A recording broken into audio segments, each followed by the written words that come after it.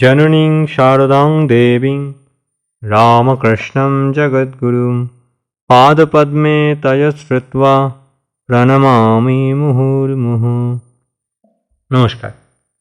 শ্রী শ্রী সপ্তশতী চণ্ডী পাঠের অর্গল স্তোত্রের দ্বিতীয় মন্ত্রের আজ তৃতীয় দিন। আমাদের আলোচ্য বিষয় অর্গল স্তোত্রের দ্বিতীয় মন্ত্র। মন্ত্রটা এরকম: জয়ন্তী মঙ্গলা কালী ভদ্রকালী কপালিনী দুর্গা শিবা ক্ষমা ধাত্রী স্বাহা স্বধা নমস্তুতে। আজকের বিষয় শিবা। শিব শব্দের অর্থ মুক্তি। সচ্চিদানন্দ স্বরূপ ব্রহ্ম। যোগীগণকে মোক্ষফল প্রদান করেন। সুতরাং শিবা সচ্চিদানন্দময়ী ব্রহ্ম শক্তি। সেই জন্য মায়ের একটি নাম শিবমোহিনী, শিবানী বা শিবা বা শিবগেহিনী। শিব অর্থে মঙ্গল, সুতরাং শিবা অর্থে মঙ্গলময়ী। মায়ের অপেক্ষা সন্তানের কল্যাণ কামনা করে এমন আর কোনো ব্যক্তি বা শক্তি কি জগতে আছে? শত অপরাধেও অপরাধী সন্তানদের তিনি নিয়ত কল্যাণ করছেন। মায়ের স্বভাবই এই প্রকারে সন্তানের কল্যাণ করা। মায়ের কল্যাণকারী শক্তি এতই বিচিত্র যে মায়ের নামে গুণে জীবের অমঙ্গল দূর হয়ে যায় এবং মঙ্গল এসে উপস্থিত হয়। সেই জন্যই মাকে কল্যাণময়ী, সর্বমঙ্গলা, শিবা এই সমস্ত নামে মায়ের জয়গান স্তুতি করা হয়। সেই স্তোত্রে আছে সর্বমঙ্গল মঙ্গলে শিবে সর্বার্থ সাধিকে ইত্যাদি। এরপরে আসছে ক্ষমা। ভক্তানাম এষাং বা সর্বান অপরাধান শমতে সহতে জননী ত্বৎ সাতিশয় কারুণ্যবতী শমেতু ইচ্যতে। আবার দেবী পুরাণে আরেকটাও আছে,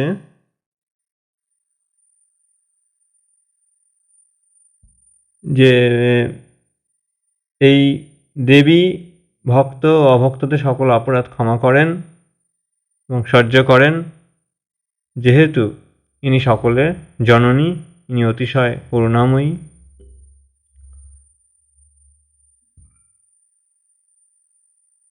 মহামায়া বিশ্ব সৃষ্টি করে বিশ্ববাসী জীবের জননী হয়েছেন। মা যেমন সন্তানের প্রতি স্নেহবশত সন্তানের ইচ্ছাকৃত সকল প্রকারের অপরাধ ক্ষমা করেন, দেবী চণ্ডিকাও তাঁর শরণাগত ভক্ত সন্তানগণের ও অভক্ত অন্যান্য আসুরিক ভাবপন্ন সন্তানগণের সকল প্রকার অপরাধ সহ্য করেন, ক্ষমা করেন। তাই তো তাকে সাতিশয় কারুণ্যবতী বলছে। শুদ্ধ চিত্তে, নির্মল বুদ্ধিতে ভগবানের প্রেরণা আসে। অনন্ত কোটি জীবের মধ্যে অতি অল্প সংখ্যক ভাগ্যবান জীব শুদ্ধচিত্ত ও নির্মল বুদ্ধি সম্পন্ন হয়। ঠাকুর বলছেন সেই বালক স্বভাব। সুতরাং অধিকাংশ জীবই ভগবানের মহিমা সম্যক রূপে বুঝতে পারে না। ভগবানই যে জগৎ মূর্তিতে এবং চন্দ্র, সূর্য, বায়ু, অগ্নি, জল, আকাশ প্রভৃতি মূর্তিতে বিরাজিত, এ রহস্য অধিকাংশ জীবই বুঝতে পারে না। সেই জন্য অজ্ঞানতাবশত সাধারণ জীব মহাদেবের অষ্টমূর্তির মতো ভগবানের এই বিশ্বে প্রকটিত এই মূর্তি সকলের তত্ত্ব হৃদয়ঙ্গম না করে বহু রূপ ও বহু নামধারী ভগবানকে উপেক্ষা ও অমান্য করে। ভগবানের বিশ্বমূর্তির পূজা যথাযোগ্যভাবে তারা করে না। অজ্ঞানে অন্ধ জীব ভগবানের এই সকল ব্যক্ত মূর্তিকে শ্রদ্ধার চোখে দেখে না বলে সতত অপরাধ করে ফেলে। জগৎকে ব্রহ্মরূপে না দেখলে ব্রহ্মের পূজা করা হয় না। এই প্রকারে ব্রহ্মকে নিয়ত উপেক্ষা করে অজ্ঞানী জীব কতই যে অপরাধ করে তা সংখ্যায় গোনা যায় না। জড় বস্তুতে চৈতন্য দর্শন করলে এই অপরাধের প্রায়শ্চিত্ত হয়। জড় বস্তুর আধারে চিৎ স্বরূপিণী মহামায়া সংসার খেলা খেলছেন। এ দেখলে শিখলে আর এই প্রকারের অপরাধ আর করা হয় না। বিশ্বজগৎ জুড়ে এই যে অজ্ঞান অন্ধ সাধারণ জীব সকল ভগবানকে ইচ্ছাপূর্বক এবং অনিচ্ছাপূর্বক উপেক্ষা করে প্রতি মুহূর্তে যেসব দৈব অপরাধ করছে, সে সকল অপরাধের হিসাব যদি বিশ্ববাসীকে দণ্ড হিসাবে হতো তাহলে জীবের আর কোনো অস্তিত্বই থাকতো না। এই সুখ দুঃখ মিশ্রিত সংসার একটা প্রকাণ্ড নরকে পরিণত হতো। কিন্তু বিশ্বজননীর অপার করুণা এবং জীবের প্রতি অকৃত্রিম স্নেহবশত তিনি সকলের এই সমস্ত ইচ্ছাকৃত বা অনিচ্ছাকৃত অপরাধ সহ্য করেন। সন্তানগণের এই দারুণ কোটি কোটি অপরাধের ফলেও মহামায়া ক্রুদ্ধ হয়ে তাদের দণ্ড বিধান দেন না, করেন না। যে চণ্ডিকা দেবী এই প্রকারের সহনশীলা, তিনি করুণাময়ী না হলে সন্তানের এত অপরাধ সহ্য করতে পারতেন না। ভক্তগণও অপরাধী, কিন্তু তাদের অপরাধ অনিচ্ছাকৃত। মা জানেন ভক্তগণ মহামায়াকে ভালোবাসেন, মহামায়ার কৃপা পাওয়ার জন্য তার আরাধনা করেন। মহামায়ার দর্শনে মনুষ্য জন্ম সফল হবে এই ধারণায় সাধনে লেগে থাকলে, কিন্তু সেই শরণাগত ভক্তগণও দেবীর মহিমার স্বরূপ সম্যক প্রকারে জানে না বলেই সকল সময়ে সকল অবস্থায় সেই সচ্চিদানন্দ স্বরূপিণী যথাযোগ্য পুজো সম্মান করতে পারে না। যতক্ষণ পর্যন্ত না পরমাত্মাকে লাভ করা যায় ততক্ষণ পর্যন্ত আমরা সতত অপরাধী অবস্থায় থাকি। ভাবগ্রাহিণী মা আমাদের ভক্তগণের সেই অনিচ্ছাকৃত অপরাধ সকল গ্রহণ করেন না। শ্রী লীলা প্রসঙ্গকার শরৎ মহারাজ শারদানন্দী মহারাজের লীলা প্রসঙ্গে আমরা যখন ঠাকুর দক্ষিণেশ্বরের পূজা অবস্থায় পূজারী পদে রত, তখন ঠাকুরের যে পূজার প্রক্রিয়া ভালো করে লক্ষ্য করলে আমরা দেখতে পাবো তিনি যেন সকল জায়গায় সেই চৈতন্যময়ী সত্তাকেই দেখছেন। তার পূজার ভাবই আলাদা। তিনি দেখিয়ে দিয়ে গেলেন জীবের কল্যাণে। পার্থিব মাতা যখন স্নেহবশত আপন দুষ্ট পুত্রের দোষ দেখে না, তখন বিশ্বজগতের অপার্থিব মাতা সেই চণ্ডিকা দেবী কিরূপে আপন দুষ্ট সন্তানের অপরাধ গ্রহণ করবেন? কাজেই তাকে সন্তানের সমস্ত অপরাধ অত্যাচার সহ্য করতে হয়। গর্ভধারিণী পার্থিব মাতার হৃদয়ে কতটুকু আর স্নেহের ভাণ্ডার আছে, কতটুকু করুণা নিয়ে তিনি সন্তানকে লালন পালন করেন। মহামায়ার অপার স্নেহ এবং সমুদ্রের ন্যায় অনন্ত করুণার রাশি অনন্ত কোটি ধারায় এই বিশ্ব জগতে বর্ষিত হয়ে সেই ধারার ক্ষুদ্র এক একটি কণা আমাদের গর্ভবতী পার্থিব মাতার হৃদয়ে এসে পতিত হয়। তার ফলে মায়ের হৃদয় স্নেহ ও করুণা জাগে। যদি ক্ষুদ্র এক কণা স্নেহ ও করুণার ফলে পার্থিব মাতা কুপুত্রকেও ত্যাগ করতে না পারেন, তবে অনন্ত করুণাময়ী মহামায়া আমরা কুপুত্র হলেও আমাদের সকল অপরাধ কেমন করে সহ্য না করে থাকতে পারেন? জীবের অপরাধ ধরে ন্যায় ও ধর্মমতো বিচার করলে তার যে গুরুতর দণ্ড বিচারপতির ব্যবস্থা করতেন, কিন্তু মহামায়া শুধু ন্যায় ও ধর্ম ধরে জীবের অপরাধ সকলের বিচার করেন না। কথামৃতে আমরা দেখতে পাবো ঠাকুর ওখানে বলছেন, মানুষের হাজার উপকার করো, কিন্তু একটি ভুল করলে মানুষ মনে রেখে দেয়। কিন্তু ভগবানের হাজার দোষ করো, একটি ভালো কাজ করলে ভগবান সেই ভালোটি তুলে নেন। সেই করুণা ভরা চিত্ত নিয়ে তিনি এই বিচার করেন বলেই জীবের বহু অপরাধ তিনি মার্জনা করেন। পার্থিব রাজার বিচারে করুণার এত প্রভাব দেখা যায় না, সেখানে ন্যায়মতো বিচার হয়। কিন্তু আমাদের বিচারক যখন দেবী চণ্ডিকা স্বয়ং আমাদের জননী, সেই জননী স্নেহে মুগ্ধ হয়ে ও জীবের স্বাভাবিক দুর্বলতা জেনে সন্তানগণের বহু অপরাধ তিনি ক্ষমা করেন। অপরাধ করে ক্ষমা প্রার্থনা করলে মহামায়া সেই দণ্ডেই অপরাধী জীবকে ক্ষমা করেন। আর যে অভক্ত জীব শত অপরাধ করেও মায়ের কাছে ক্ষমা প্রার্থনা করে না, তাদেরও জননী বলে তিনি তাদের মার্জনা করেন।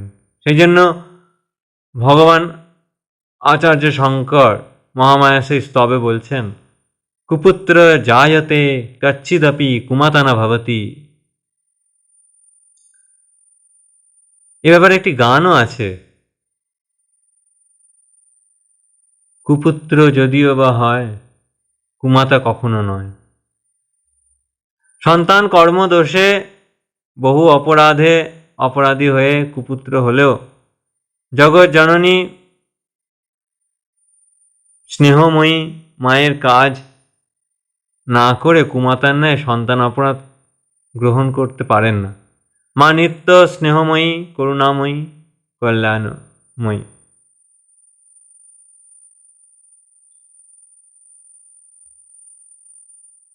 এরপর আসছে ধাত্রী। তার আগে শিবা, সেখানে আমরা আগেই বললাম চিৎ স্বরূপিণী, আত্মা চিৎ বস্তু, আত্মা এবাসী মাতা, এটা গুপ্তা অর্ণবতন্ত্রে আছে। চিন্মাত্রাশ্রয় মায়া শক্ত্যাকারে দ্বিজত্বমা অনুপ্রবিষ্টা ইয়া সংবির্নির্বিকল্পা স্বয়ং প্রভা সদাকারা সদানন্দা সংসারচ্ছেদকারিণী সা শিবা পরমা দেবী শিবা ভিন্না শিবঙ্করী। আমার আত্মাই আমার চিন্ময়ী মা। তাই তো দেবী চণ্ডীতে আছে, ইয়া দেবী সর্বভূতেষু চেতনত্যভিধীয়তে চিতিরূপেণ ইয়া কৃৎস্নম এতৎ ইয়াপ্য সিতায়।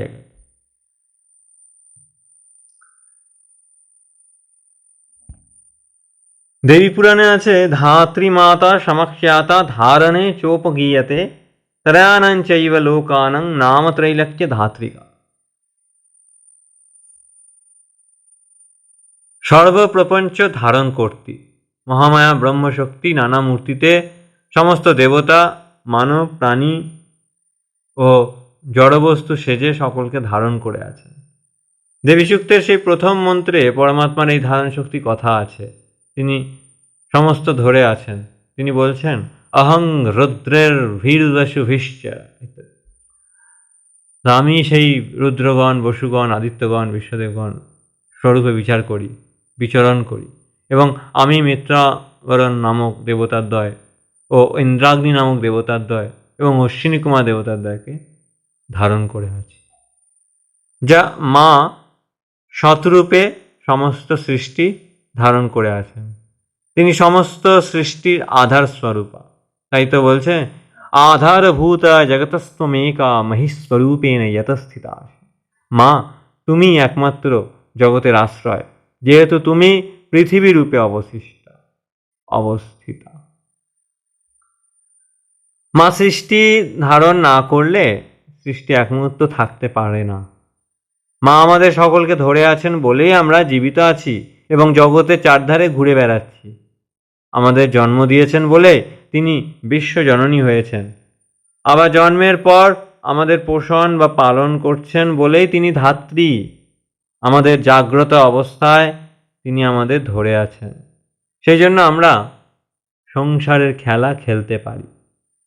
আমাদের স্বপ্ন অবস্থাতেও তিনি ধাত্রীরূপে আমাদের কত বিপদ হতে রক্ষা করেন। প্রতিদিন নিদ্রার সময় তিনি আমাদের ধরে থাকেন বলেই আমরা নিদ্রাভঙ্গে আবার জাগতে পারি এবং নিদ্রিত হয়ে মহানিদ্রায় আচ্ছন্ন হয়ে পড়ি না। নিদ্রার সময় কে আমাদের স্থূল বা সূক্ষ্মভাবে দেহ ও মনকে রক্ষা করেন? মা। মা আমাদের সকল অবস্থায় সকল সময় ধাত্রী সেজে আছেন। আমরা মায়ের নিকট চিরকালই শিশু, সেই জন্য আমাদের চিরকালের জন্য তিনি ধাত্রী সাজেন। সমস্ত সৃষ্ট বস্তুকে রক্ষা করবার জন্য ও স্থিতি করবার জন্য মহামায়া সমস্ত ধরে থাকেন বলেই মা চণ্ডীর আর একটা নাম ধাত্রী বা জগদ্ধাত্রী। विश्वेश्वरीं जगद्धात्रीं स्थितिसंहारकारिणीं निद्रां भगवतीं विष्णुर्तुलं तेजसः प्रभु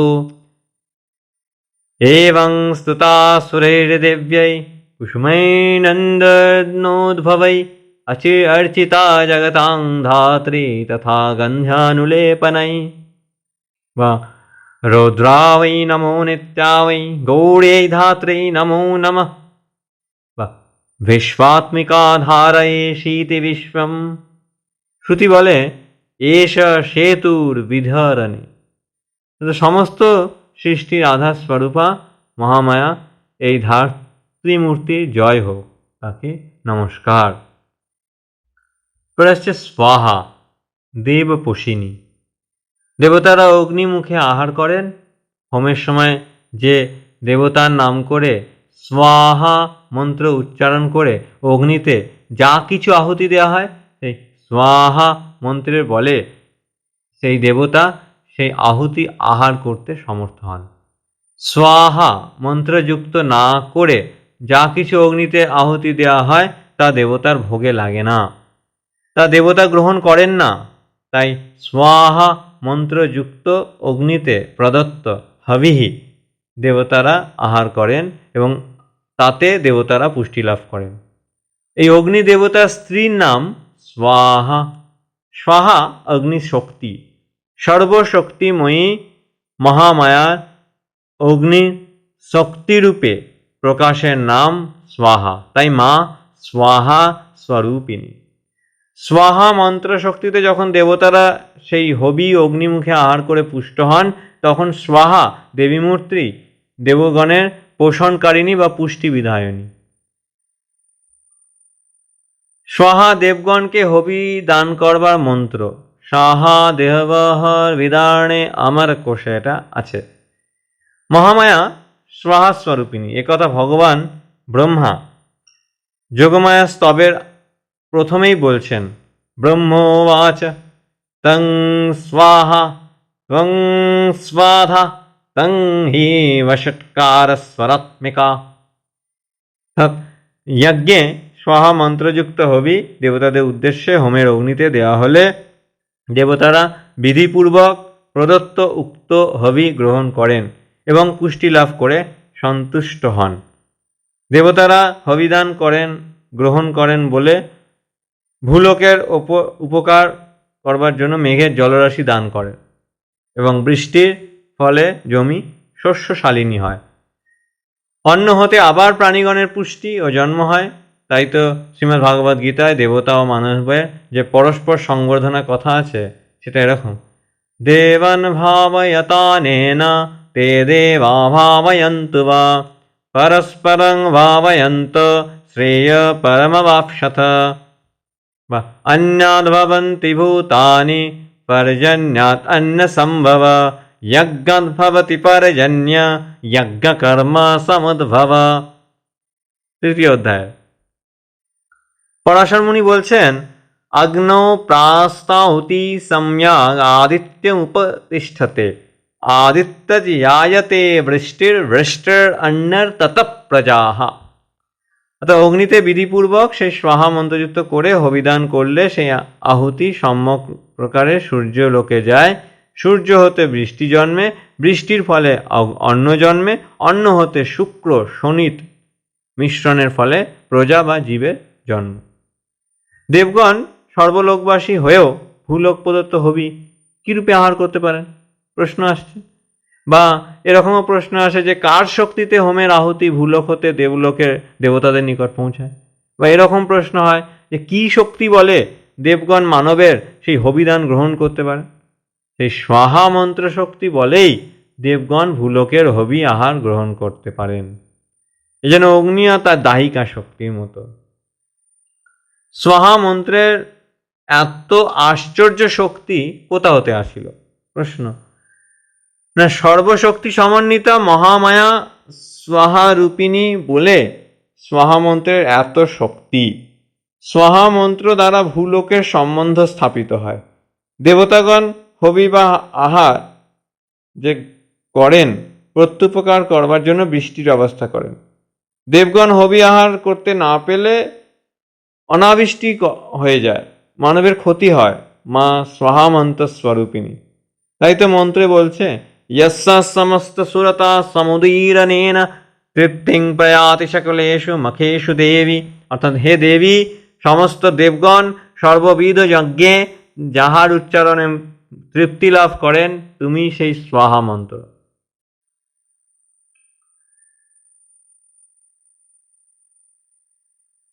यस्या समस्त सुरता समुदीरनेन तृप्तिं प्रयाति सकलेषु মখেষু দেবী স্বাহাসি বৈ।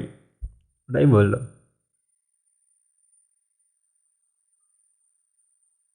অর্থাৎ হে দেবী, সমস্ত দেবগণ সর্ববিধ যজ্ঞে যাহার উচ্চারণে তৃপ্তি লাভ করেন। এখন এই দেব পোষণী স্বাহা মন্ত্র রূপিণী মহামায়াকে আমরা নমস্কার করি। এরপর আসছে স্বাধা। পিতৃলোকের উদ্দেশ্যে কোনো কিছু দান করবার মন্ত্রই হচ্ছে স্বাধা। এটা পিতৃতোষিণী প্রদীপে আছে যে পিতৃগণস্ব চ তৃপ্তি হেতু রোচ্চারয়সে ত্বমত এব জানাই স্বধা চ। স্বধা মন্ত্র উচ্চারণ করে পিতৃগণের উদ্দেশ্যে আমরা সেই তর্পণকালীন তিল, জল, পিণ্ড এসব যা কিছু অর্পণ করি সে সমস্ত দ্রব্য পিতৃগণ গ্রহণ করেন এবং তার ফলে তুষ্ট হন। সুতরাং স্বধা হচ্ছে পিতৃপোষিণী। সেই পিতৃদেয় অন্নকে স্বধা বলে। স্বধা বৈ পিতৃনান্যন্নম শ্রুতিহি। ভগবান ব্রহ্মা মধুকৈট বধের জন্য যোগমায়া স্তবে তাকে বলছেন তুমি স্বধা স্বরূপিণী, ত্বং স্বাহা ত্বং স্বাধা। অর্থাৎ পিতৃগণের তৃপ্তি হেতু বলেই লোকে তোমাকে হে দেবী স্বধা মন্ত্ররূপে উচ্চারণ করে। দেবযজ্ঞের মন্ত্র যেমন স্বাহা তেমনি পিতৃযজ্ঞের মন্ত্র স্বধা। বেদের কর্মকাণ্ডে এই স্বাহা স্বধা মন্ত্রের প্রচুর ব্যবহার আমরা দেখতে পাই। ভূলোকে স্বধা মন্ত্রযুক্ত দ্রব্য ভূলোকের পিতৃগণ উদ্দেশ্যে অর্পিত হলে পিতৃগণ সেই সমস্ত দ্রব্য যথাবিধি পেয়ে থাকেন।